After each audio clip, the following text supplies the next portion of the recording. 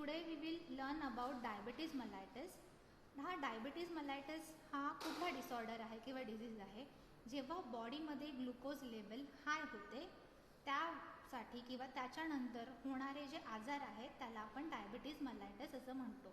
तर हा diabetes मेलाइटसमध्ये glucose हा एनर्जीसाठी यूज केला जाणारा कंटेंट आहे. म्हणजे जे कुठली तुम्ही तुमच्या बॉडीमध्ये जो फूड थ्रू इंटेक जात आहे शुगरचा ब्लडमध्ये, तो तुमचा ग्लुकोज म्हणून ट्रान्सफर होणारा आहे.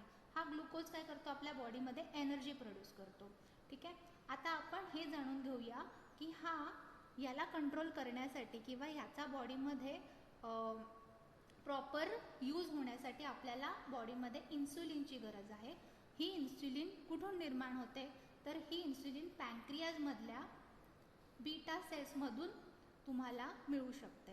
पॅन्क्रियाज beta cells through insulin provide करते आणि त्या इन्सुलिनमध्ये ते इन्सुलिन बेसिकली असं वर्क करतं. जसे की